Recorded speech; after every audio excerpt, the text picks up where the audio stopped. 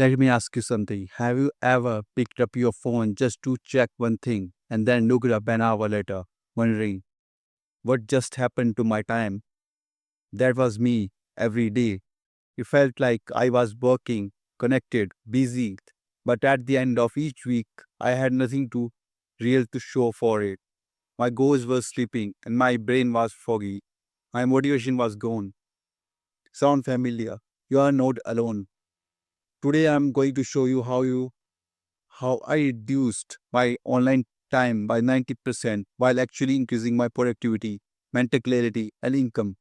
This isn't about deleting all your apps or going off grid. It's about designing your digital life intentionally with purpose and control. Stick with me because the strategies I am about to share work whether you are in New York or Nairobi, in Mumbai or Melbourne. And at the end, I will reveal one number, one grower stat that's going to change the way you look at your screen forever.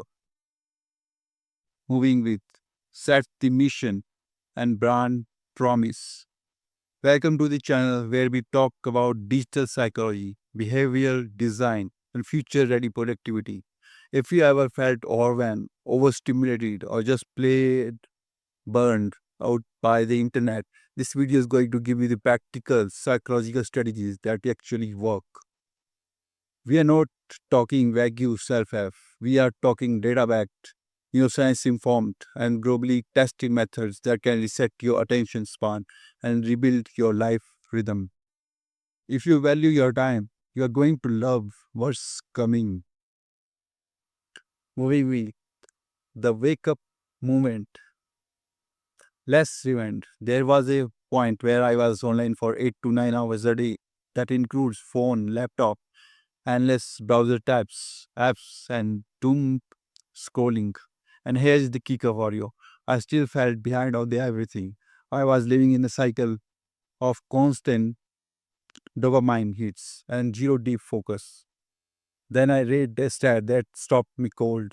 Like the average user taps, swipes, or clicks over 2,617 times a day, according to source by Discount Research. That means even if you are just checking in, you are doing it thousands of times, often unconsciously. It was clear I wasn't in control. I was being controlled. I knew something had to change and not just a temporary detox. I needed a system, something sustainable. That was the moment I committed to cutting 90% of my online time permanently. What happened next? Changed my life. Moving with step one, audit your digital life. Before you delete anything, you need awareness. So I did a digital audit and I suggest you do one too. Here's how. Track these for 3 ways.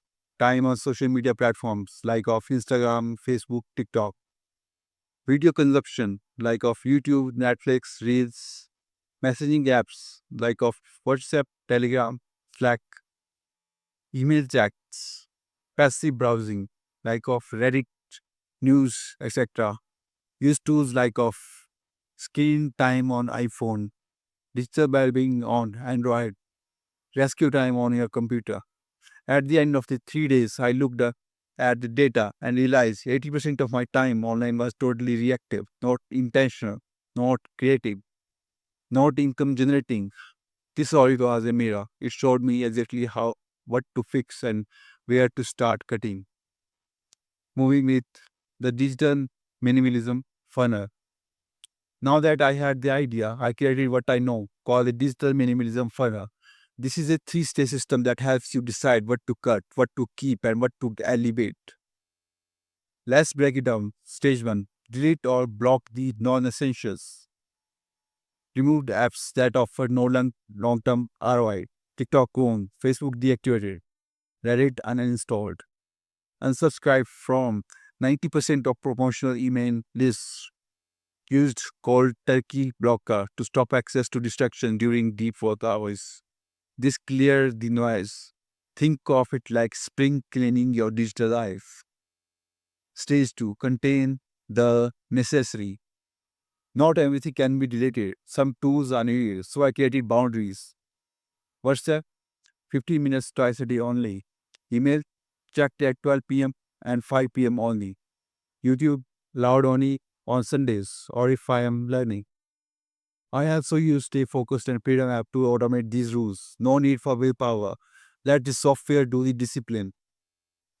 Stage 3. Elevate the meaningful.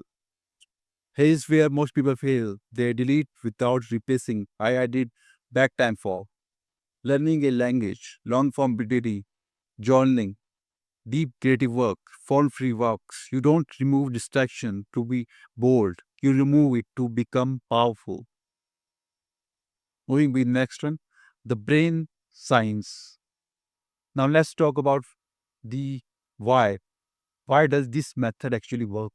It comes down to dopamine regulation. Every like, everything, every scroll is a micro hit of dopamine.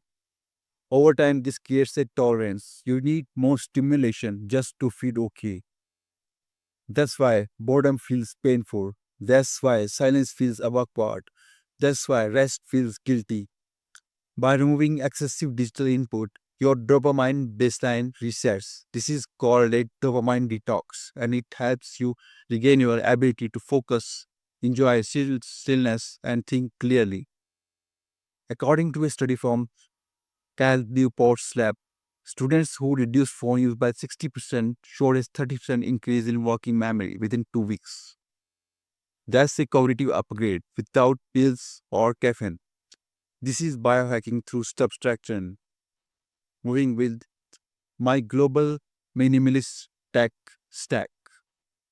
Here is what I still use, but with intention, like of Notion, all-in-one life planner, Brave browser, like of privacy first, fast, docs, distraction, Kindle, for long-form reading is equal to long-form thinking, Forest app, to stay focused, grow virtual trees, Stimula, physical time tracker for work hours, Google Calendar, with alerts off.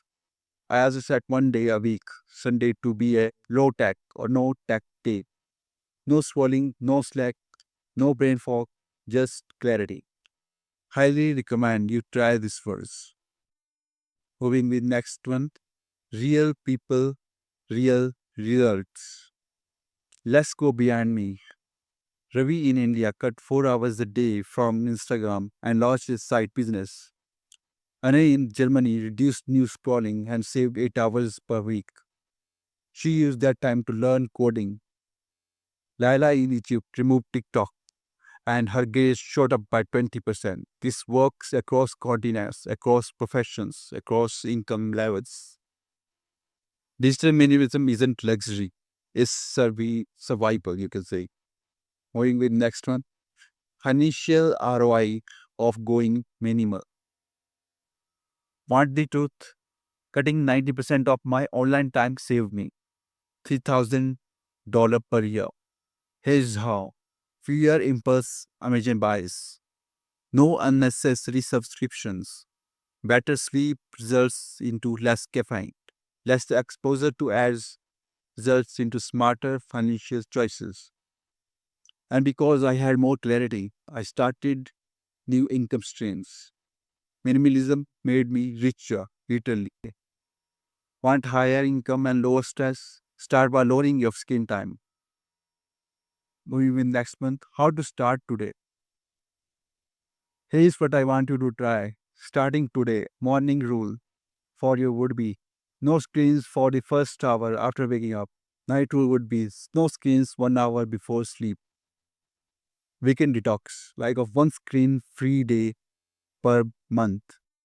Notification cleanse, like turn off all non-human notifications. Pick just one to stop.